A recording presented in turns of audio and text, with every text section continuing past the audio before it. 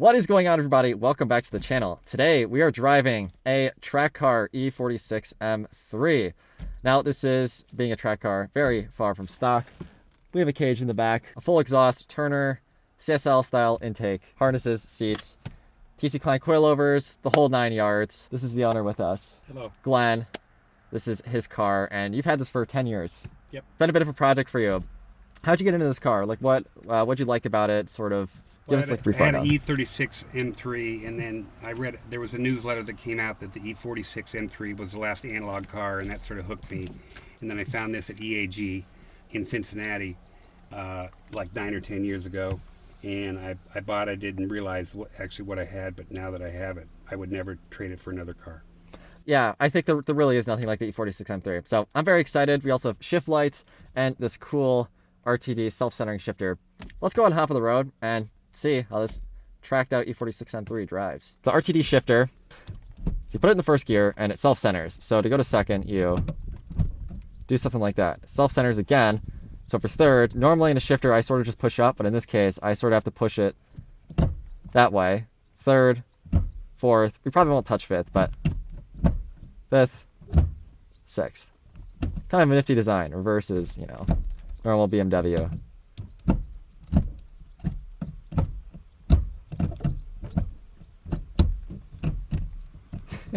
Very cool.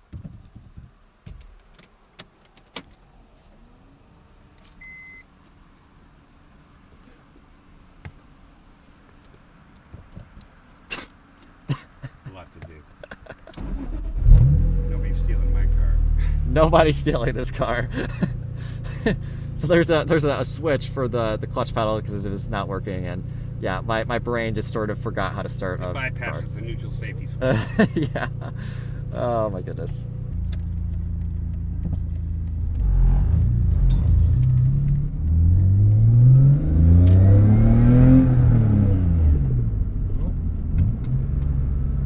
There we go. Okay. It'll take a second.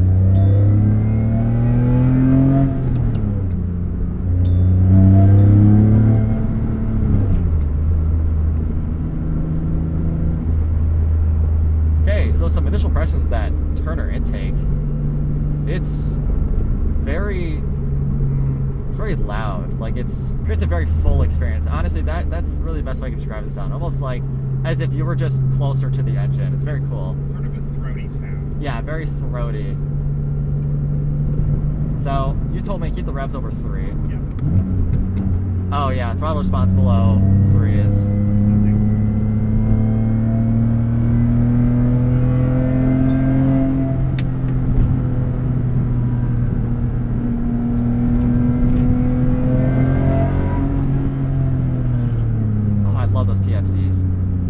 The brakes are incredible. Yeah, brakes are incredible. Even the stock calipers are really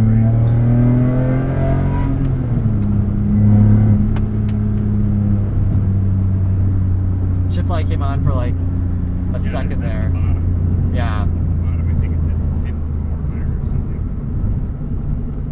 Yeah. Wow, this thing's so dialed in. So TC Kline coilovers. Right now he said no stock, no camber at the front.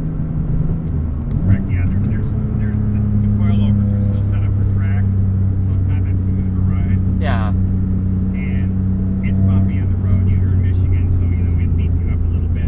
Typically, if I was going to drive it back from the track, I would set it to street, so it'd be a lot more comfortable ride. Yeah, still not too bad.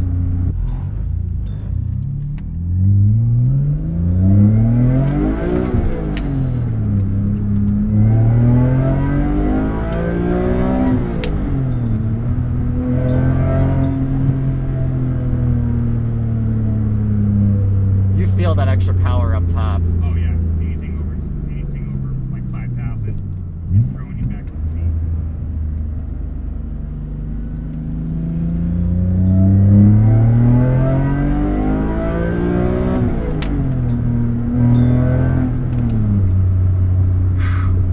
Wow, it's pretty crazy. It's quick.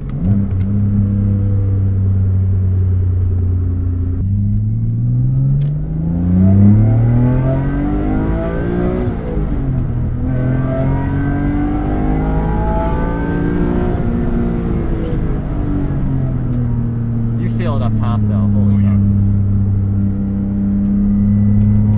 Between 5,500 and 5,800. You have poly on here, right? Or no? I have what? You have poly bushings? No. Wow, it still feels really direct for that. The E46 M3 is really cool in that way though. Like the E36, if you don't have poly, it feels softer, but these cars, it's not at all. No, and all the bushings and everything other than the engine and transmission mount throttle stuff.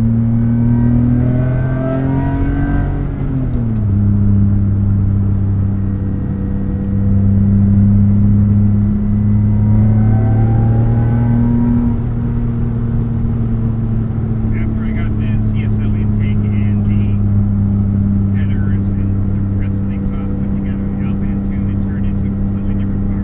Yeah, 100%. No, it's more peaky. So the other one we drove, the other intake, I was sort of describing as a very, the E46 M3 is a very flat power band. From 4,000 to 8, it makes the same power.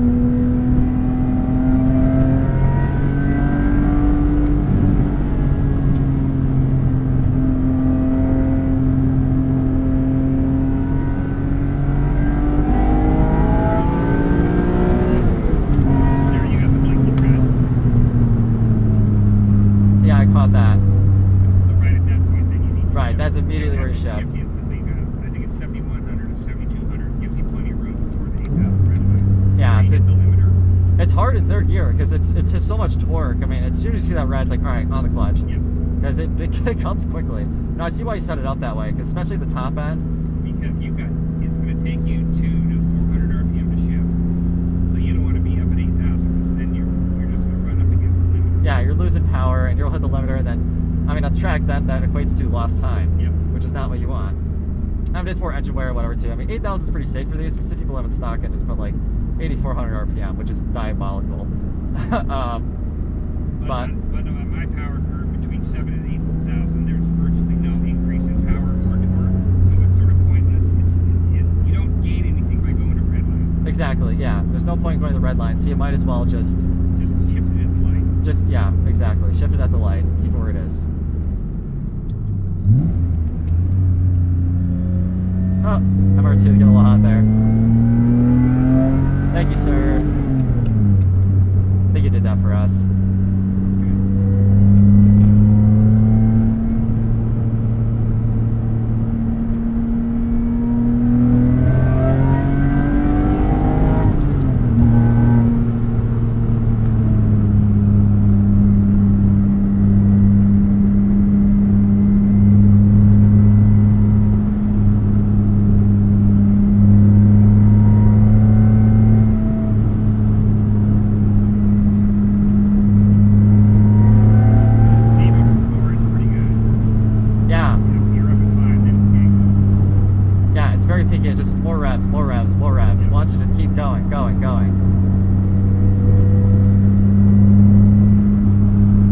Exhaust is loud too. Yeah, it is.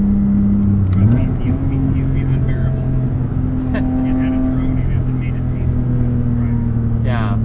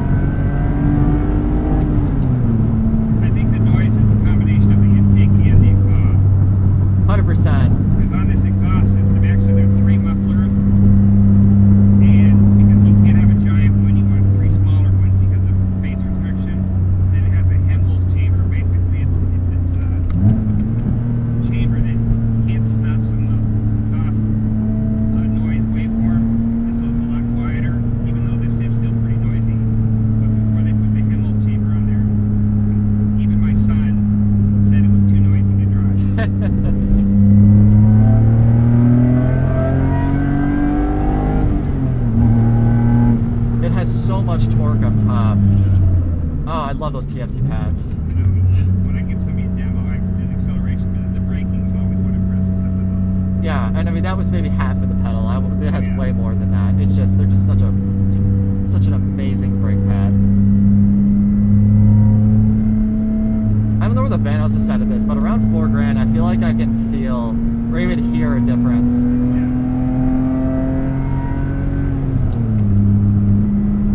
It really likes to sing above 4. Oh, these roads beat you up a little bit.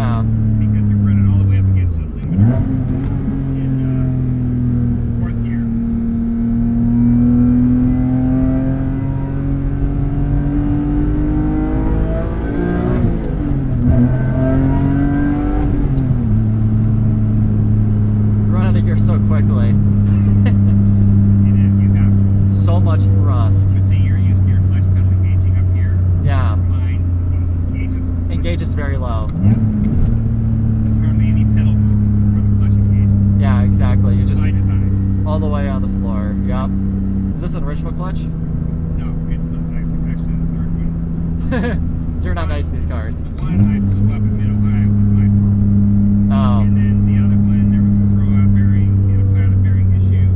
And when they replaced that, they put another clutch in. Makes sense. Oh, look at that.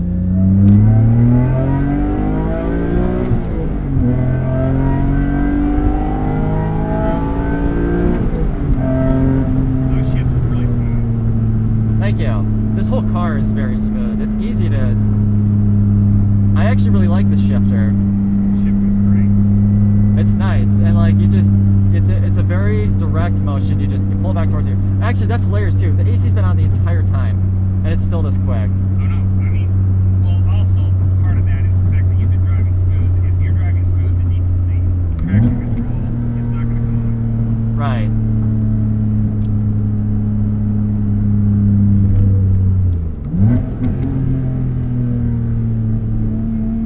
We'll turn this off for a second, see if it makes a difference.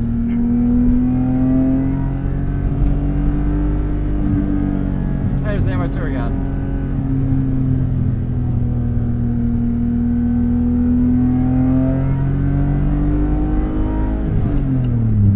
I picked up my trailer this afternoon. So excited about that.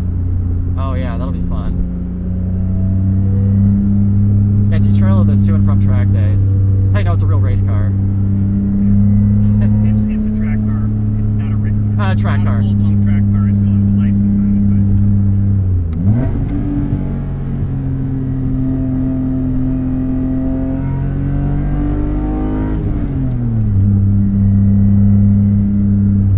you don't need those stinking rev mats. You got it figured out. Yeah. The E46 M3s, they're very easy. They communicate to you well, and it's a well-balanced package. Or you said it earlier, that's really the best way to describe it.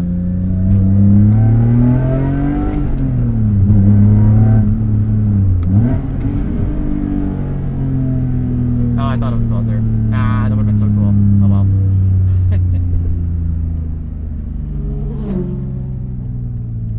I knew he was waiting for that. Well, I hope you all enjoyed this POV drive. It was very cool to drive like a track car E46 M3. I guess a track car is more, not race car, track car would be Track more. car. Yeah, it's got a cage, it's very dialed in, and honestly, the more and more of these things I drive, the more and more I'm sold on them. So it's a very, very expensive hobby driving E46 M3s, old BMW M cars. But like the video if you enjoyed, subscribe if you're new, take care, and we will see you in the next one. Feels like I've been doing way too much, babe. Feels like